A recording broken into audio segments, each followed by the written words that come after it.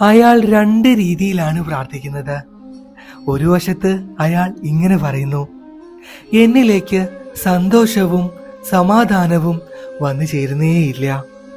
തൊട്ടടുത്ത ശ്വാസത്തിൽ തന്നെ അയാൾ നിശബ്ദമായോ അല്ലെങ്കിൽ ഉറക്കെ തന്നെയോ വിളിച്ചു പറയുന്നു: എനിക്ക് മറ്റൊരാളുടെ സമ്പന്നതയും സന്തോഷവും കണ്ടിട്ട് സഹിക്കുന്നേയില്ല.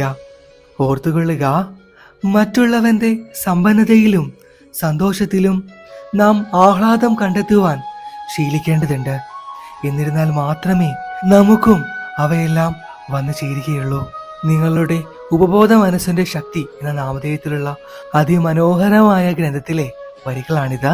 നമ്മുടെ ജീവിതത്തിനെ അത്രമാത്രം സ്വാധീനിക്കുന്ന ഗ്രന്ഥങ്ങളിലൊന്ന്. തീർച്ചയായും വായിക്കുക. ആവശ്യമുള്ളവർ മുകളിൽ കൊടുത്തിട്ടുള്ള നമ്മുടെ ഒഫീഷ്യൽ വാട്സപ്പ് നമ്പറിലേക്ക് ഒരു മെസ്സേജ് അയച്ചാൽ മാത്രം മതി കേട്ടോ.